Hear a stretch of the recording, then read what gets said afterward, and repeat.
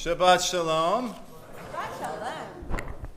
A couple weeks ago, I found myself on the northeast side of San Antonio, which is an area that I haven't been to since I was a kid. You see, my aunt and my uncle, they both lived near me, where I grew up in Bell County, but my aunt's parents, Bernie and Dottie, they lived here in San Antonio, and they lived off of Walsham Road near the old Windsor Park Mall. I don't know if you know where that's at. But we used to visit them pretty regularly, usually spring break or the summertime.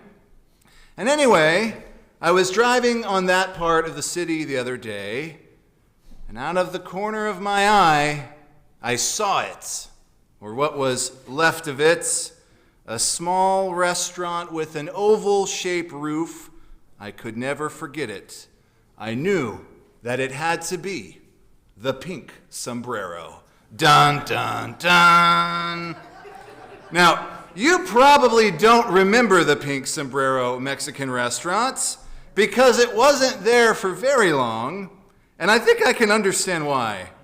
It was actually a pretty terrible Mexican restaurant, food-wise, and as the name suggests, it was bright pink on the outside. And the roof had been shaped into the brim of a hat, and they painted the whole thing to look like a big sombrero. Now, I'm not sure who thought it would be a good idea to make their restaurant look like a bottle of Pepto-Bismol, but there it was. I remember my family went to dinner at the grand opening of the Pink Sombrero. Just once we ate there. I was probably 7 or 8. And when you're that age, you don't really understand if food is really good or just kind of good or bad. But this place was so awful, even as a kid, I realized it was pretty gross. And I remember while we were eating, my cousin Butch, he would have been about 10 at the time. At one point during the dinner, I remember he took his tortilla chip and bit it, and then he winced at the taste. And then he held it up, and he declared, "This place stinks. I hope it closes, so no one ever has to eat here again." Well, wouldn't you know, a week later, na-na-na-na-na, there was a sign on the door, "For sale by owner." Butch cursed it. And let me tell you, the curse of the Pink Sombrero is a long-lasting curse, apparently, because no business has seemed to make it last there for more than 6 months. Throughout the years, many different businesses and restaurants have tried to make the Pink Sombrero their home, and it kind of became like a game in our family. Every time we went to see and visit Bernie and Dottie, we would drive by the Pink Sombrero, or what was left of it, and see what new incarnation it had become. I think the real problem is it's really hard to make a new restaurant out of a pre-existing restaurant that happens to look like a Pink Sombrero. So all of these random restaurants would open up in that building, but it's like they were doomed or cursed from the start. At one point, it sold hamburgers, then it was a Chinese food restaurant, and then it would lay barren for 2 or 3 more years, and then somebody would get the courage to start it up again. At one point, it was a submarine sandwich place or something. Anyway, when I drove by the other day, it looks like they have now cut the top part of the hat off of the roof. So it just like looks like it has this curved ceiling. And I'm happy to report that it is once again a Mexican restaurant, but now it's like this awful maroon color. I wish them the best of luck. Anyway, they were super confused the other day as to why a large guy in a yarmulke was taking a picture of their building. I had to report back to my family that it was still there. Curses. Curses. I have to be honest, I've always questioned the validity of curses, but every time someone mentions a curse or cursing, I inevitably think about Butch and the Pink Sombrero. Was it really a curse? Or do gross restaurants just close down? We'll never know. Our Torah portion for the week, Behukotai. It's really the whole arc of the Parsha revolves around terrible curses that God tells us he will afflict us with if we don't obey the law. This is actually a very difficult part of the Torah to read. It's very graphic. I think it's meant to be almost grotesque, as if it demands that we pay attention to all the horrors that could befall us if we are insubordinate toward God and God's law. We're told that fever and boils will come upon us. Carnivorous animals will eat us. Our enemies will enslave us. And worst of all, the Torah tells us we'll be forced to eat our own children. But it doesn't end there. God says that we will be exiled from our lands and be forced to live in foreign places. It will be horrible and detrimental. And yet,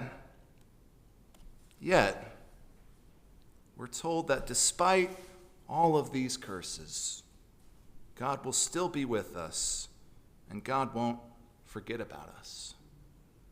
You see, that's what most people don't understand, is that our people have a unique relationship with the Master of the universe. We're not better than any other group of people. All human beings are created B'Tselem Elohim, in God's image. But the Jewish people have a special place in God's heart, and he in ours. And that is why we have continued to endure generation after generation, even though the rest of the world may hate us. You can attempt to destroy us, and certainly others have.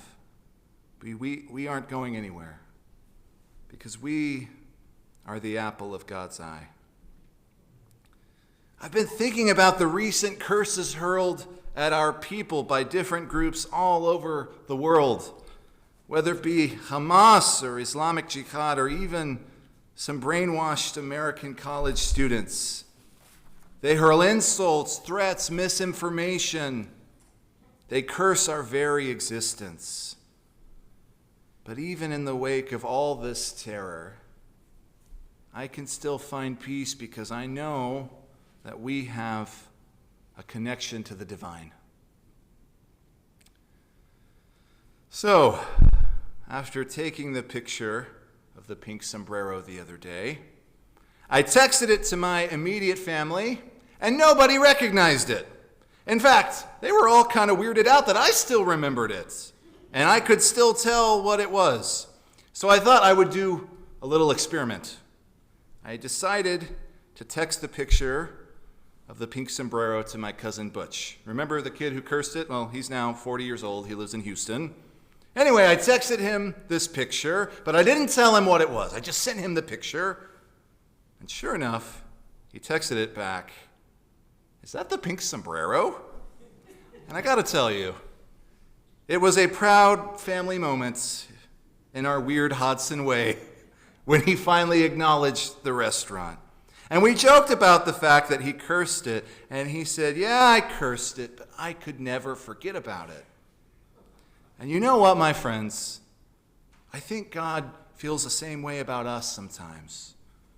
We might drive God crazy. We might even lead God to say some pretty volatile things. But God can never forget about us. This morning, I want to ask all of you, is there something that you've cursed that you can't forget about? Maybe you've cursed working out or volunteering or coming to shul more. Maybe you've cursed advocating for yourself or helping others. Well, friends, maybe it's time to lift the curse. Maybe it's time to return back, to try again, to put your best foot forward. Because if we're ever going to come close to being godlike, we have to emulate God's persistent love. Even when things are tough, friends, God will not abandon us. And I think that it is a sign that we too need to be persistent. We need to stay the course, to finish the race. We need to eat the whole enchilada, just not at the pink sombrero. Shabbat Shalom.